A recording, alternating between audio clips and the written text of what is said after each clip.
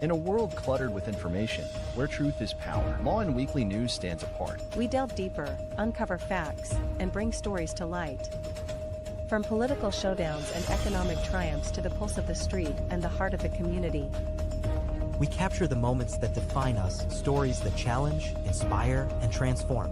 Tune in live Sundays 8 a.m. Central Standard Time and Sundays 6 p.m. Central Standard Time. These are Lawin headlines for this week. Texas marks Independence Day with coastal concerts, fireworks. Houston set to welcome 500,000 fans for 2026 FIFA World Cup. Leander installs free microchip scanner to help reunite lost pets. North Texas newlywed reunited with husband after ICE release. Garage sale queen turns 100 and gets San Antonio City crown. Tony Busby prevails as judge dismisses Jay-Z's defamation lawsuit. Marcos pushes for deeper probe into missing Sabongeros. Philippine consulate joins Knights of Resolve for annual Texas tribute.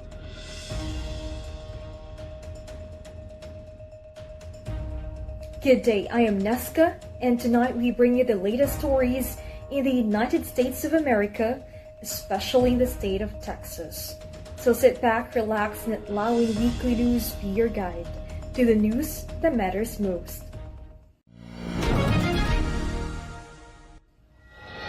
Communities across Texas marked the 4th of July and Friday with parades, live music, and fireworks to celebrate America's 249th birthday. In Galveston, crowds gathered along the seawall for the island's annual parade, followed by a fireworks display over the Gulf. The weekend-long celebration combined classic Americana with laid-back coastal charm. In Houston, the Freedom Over Texas event returned to Eleanor Tinsley Park with 6 hours of entertainment along Allen Parkway. Grammy-winning singer Ashley McBryde and country star Lee Brice headlined the concert, which ended with a Texas-sized fireworks finale.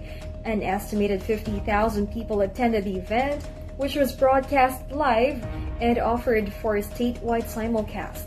The event also supported the Houston Food Bank, with a portion of food and drink sales donated to help meet community needs. As the U.S. approaches its 250th anniversary in 2026, this year's celebrations highlighted Texas pride, tradition, and unity.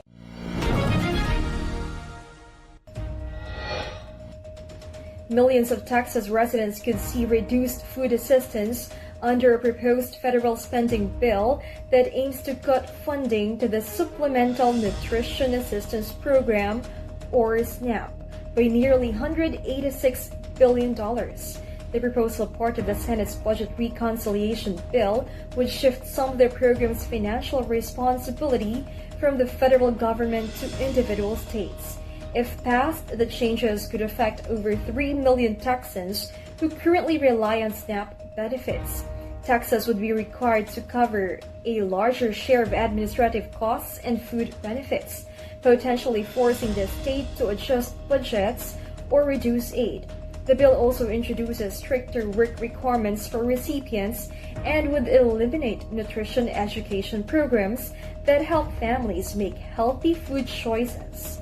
Health advocates warn these cuts could have long-term negative effects on public health.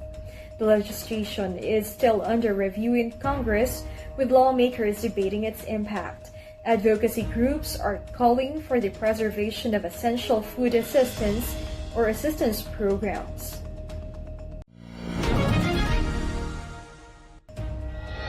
The City of Houston has announced plans to expand its civility ordinance to further regulate the presence of homeless individuals in downtown and East Downtown.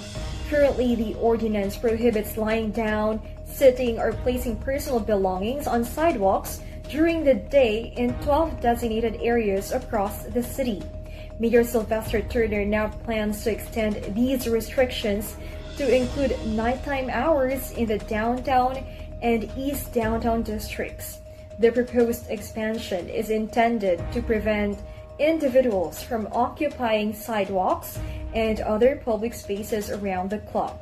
City officials say the plan will involve coordination with local agencies to provide additional support and services for those affected.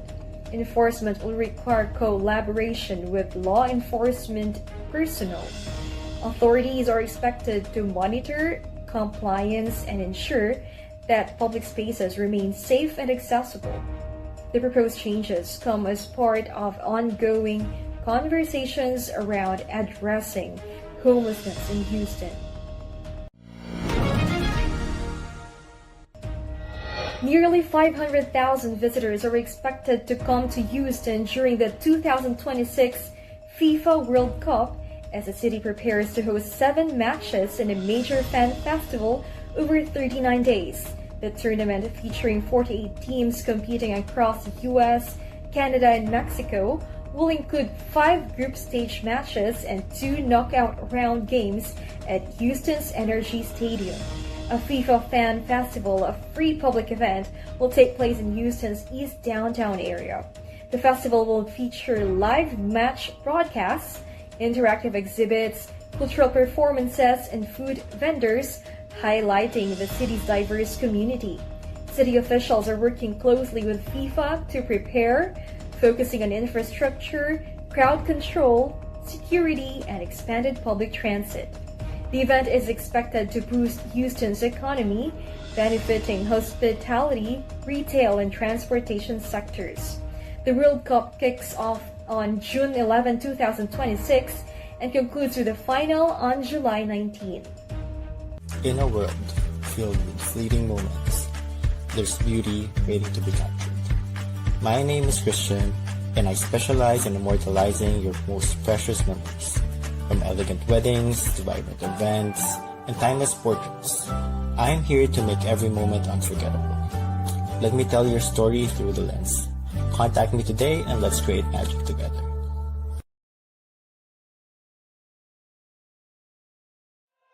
Journey to self-discovery and mastery. Be bold, why not? Season 6 with MJ Concepcion every Monday 8 p.m. CST. Don't miss out. Where every conversation is welcome at the table. This is Pink Table Talk with Dr. Carly D. Every Wednesday 8 p.m. Central Standard Time. Rice, spice, and everything nice. Welcome to the Philippine food scene with adobo queen, Nancy Reyes Lumen of Commissary Kitchen. Every Thursday 8 p.m. CST, Friday 9 a.m. Philippine time.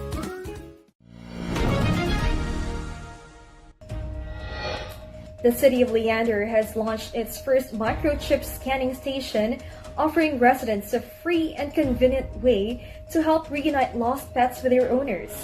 The station, located at a designated site in Leander, allows anyone who finds a stray animal to scan for a microchip and access contact information for the pet's owner. City officials say the new tool addresses a rising number of lost pet reports in the community. By cutting down on the time it takes to identify owners, the city hopes to increase the chances of safely returning pets home. Operating hours for the station will be announced soon. In the meantime, pet owners are encouraged to microchip their animals as a proactive measure. Local residents have welcomed the addition, calling it a practical and much-needed service. Officials plan to track usage and outcomes. If successful, the program could be expanded to other locations.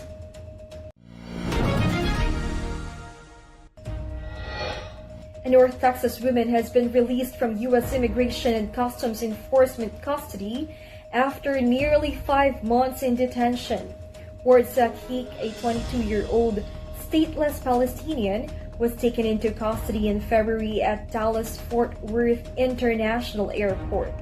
Her attorney, Eric Lee, says Zakik was returning from her honeymoon in the U.S. Virgin Islands with her husband, a U.S. citizen, when officials flagged her visa status during a routine re-entry screening. Following her arrest, she was held for about 140 days at the Prairie Land Detention Center in Alvarado, Texas. Efforts to deport her included at least one attempt on June 12, which was blocked by a federal court order. During that attempt, ICE tried to transfer her to Israel's border, but ultimately returned her to detention. While she is now free, her case remains open. Her legal team continues to work towards securing her permanent residency. ICE has not commented on the case, citing the ongoing legal process.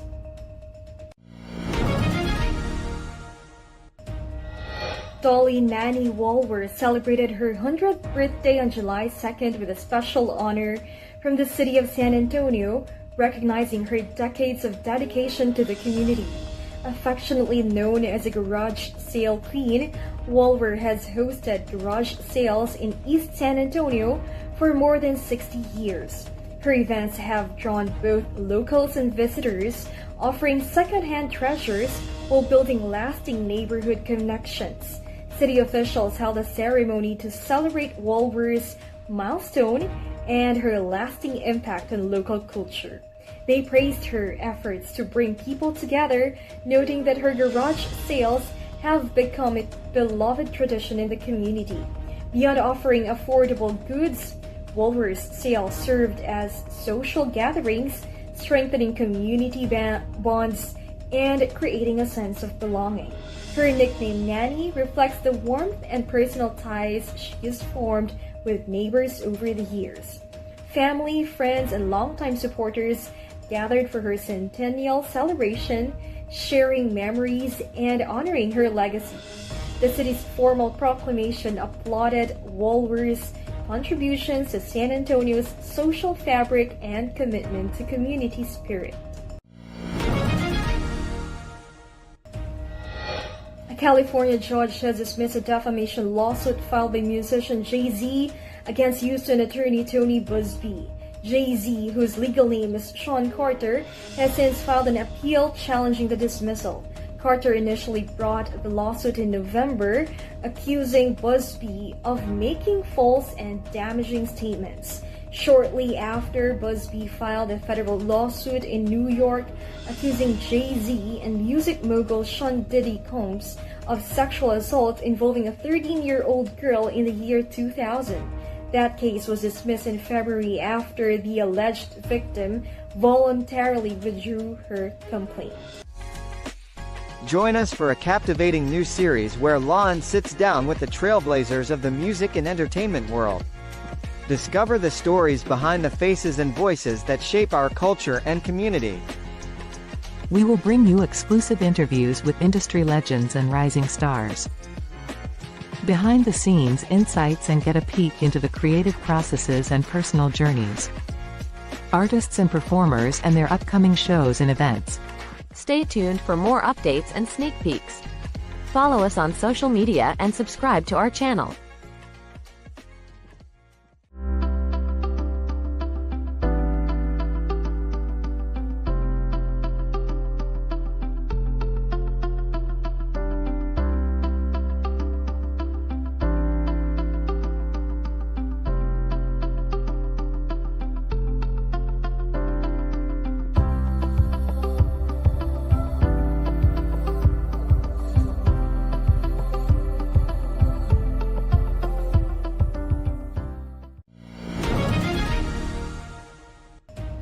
President Donald Trump is facing criticism from Jewish organizations and civil rights groups after using a term during a recent rally in Iowa that many have labeled as anti-Semitic. The remark came as Trump spoke about the repeal of the estate tax, often referred to as the death tax, while addressing supporters following the passage of a major spending package. Trump later said he was unaware of the term's derogatory connotation, but his comment drew swift backlash from Jewish leaders and advocacy groups who warned about the damaging impact of insensitive language in public discourse. The White House has not yet issued a statement clarifying Trump's intent, and officials have yet to respond directly to the criticism. The incident has further fueled debate over the responsibility of public figures to use inclusive and thoughtful language, particularly at high-profile events.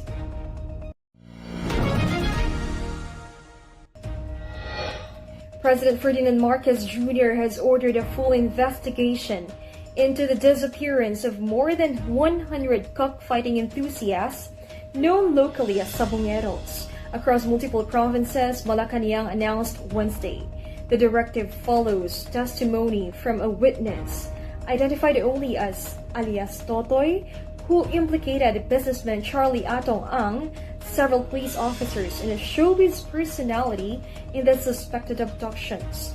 The victims reportedly vanished between April 2021 and January 2022 in Laguna, Batangas, Manila, and Bulacan. Alias Totoy claimed that some victims' remains were dumped in Taal Lake in Batangas. While that claim has not been confirmed, authorities say all leads are being evaluated.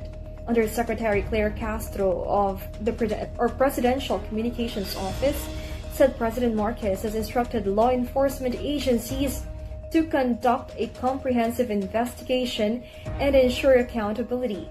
The Department of Justice reports that 4 new witnesses have come forward and may offer key information. Officials are assessing whether any of them could be granted state witness status. According to the DOJ, some government and police officials may have ties to the multi-billion peso cockfighting industry and could be linked to the abductions. The Palace Press Office confirmed that investigators will prioritize gathering video and photographic evidence to support legal action.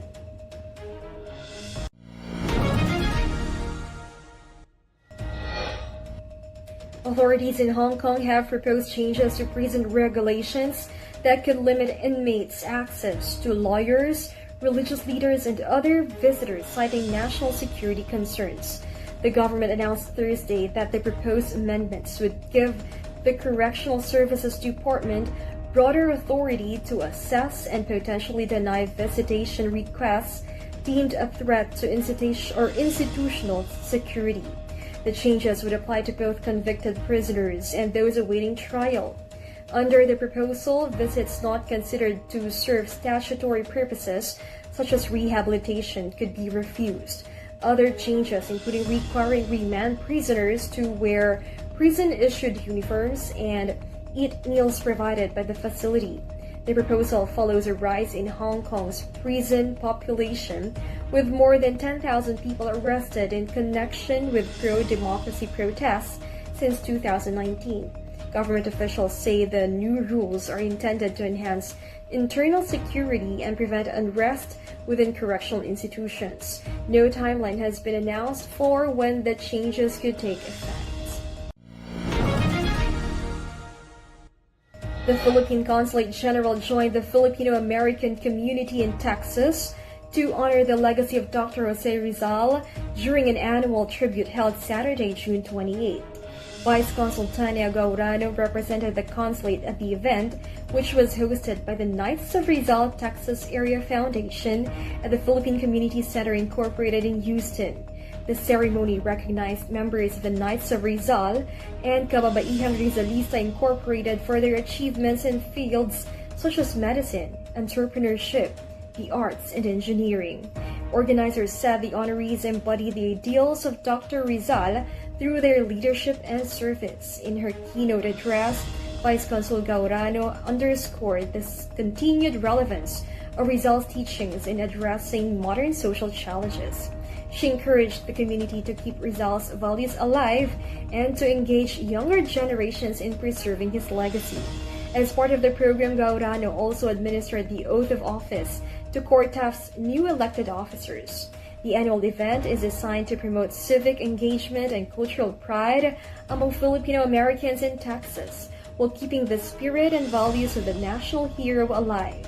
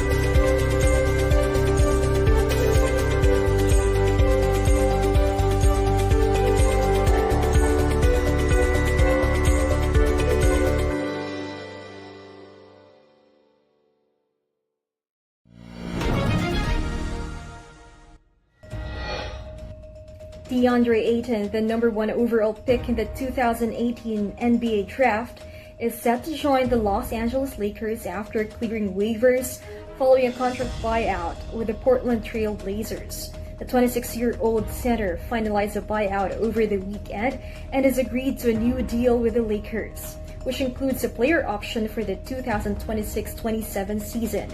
With a combination of Portland's buyout payment and his new contract in Los Angeles, Ayton is expected to earn around $34 million next season. The Lakers' plan to make Ayton their starting center is part of a broader effort to strengthen the roster ahead of the upcoming NBA season. Ayton holds career averages of 16.4 points and 10.5 rebounds per game and is expected to bring a strong inside presence alongside Lakers stars LeBron James and Luka Doncic. While the team has not yet made an official announcement, sources say final terms are being finalized. 17-year-old Alexiala made her Wimbledon debut on Tuesday but fell in the opening round after a hard-fought match against defending champion Barbora Krejcikova. The Filipino rising star took the first set 6-3 on center court, stunning the crowd with her poise and powerful play. But Krejcikova from the Czech Republic regrouped and took control, winning the next 2 sets 6-2, 6-1 to advance the second round.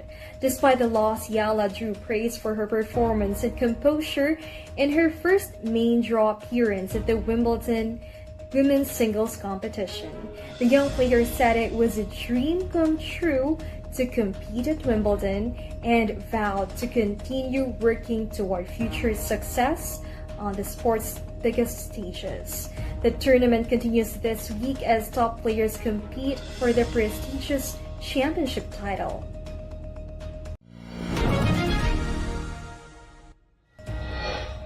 Kenneth Coley, the English actor best known for playing Admiral Piet in the original Star Wars trilogy, has died at age 87. His family confirmed he passed away peacefully. Coley portrayed the Admiral Piet in The Empire Strikes Back and Return of the Jedi, becoming the only Imperial officer to survive across 2 films. His subtle commanding performance earned him lasting recognition among Star Wars fans. Born in Manchester, Coley trained at the Royal Academy of Dramatic Art, or RADA, and had a decades-long career in film, television, and theater. His film credits include Monty Python's Life of Brian, The Music Lovers, and Nicholas and Alexandra. He remained active on stage and was respected for his versatility and professionalism. Tributes have poured in from fans and colleagues honoring his contributions to film and theater. He is survived by his children and grandchildren. Memorial details will be announced at a later date.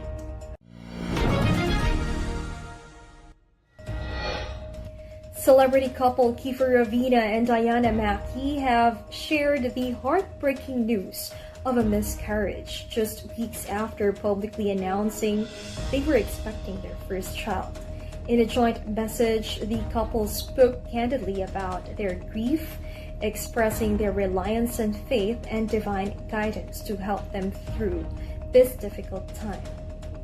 The announcement comes after they initially celebrated the pregnancy with their followers, receiving an outpouring of love and support from fans, family, and friends.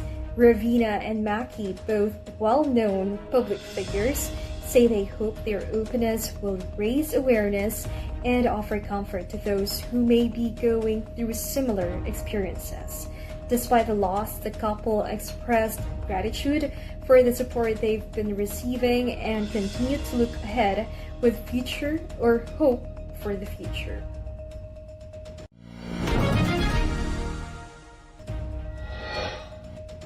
As we brace ourselves for the upcoming weather changes, let's dive into what you can expect day by day. Whether you're planning outdoor activities or just preparing for the week, we've got you covered with the most accurate forecast.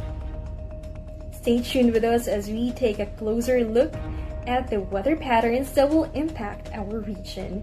Remember, here at Lawin Weekly News, we bring you the clearest skies to the stormiest forecasts.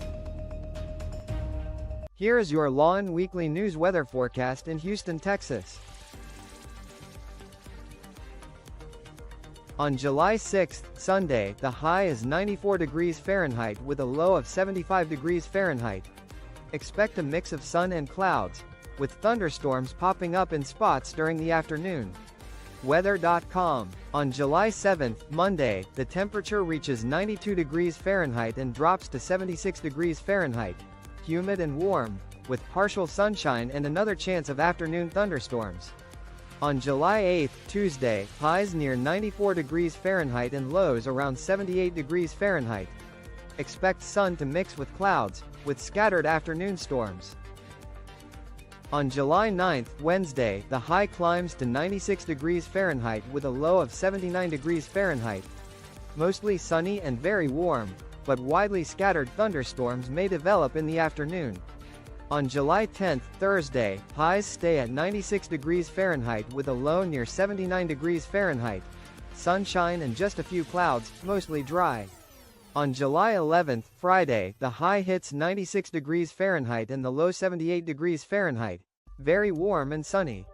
On July 12th, Saturday, the temperature peaks at 95 degrees Fahrenheit with a low of 79 degrees Fahrenheit.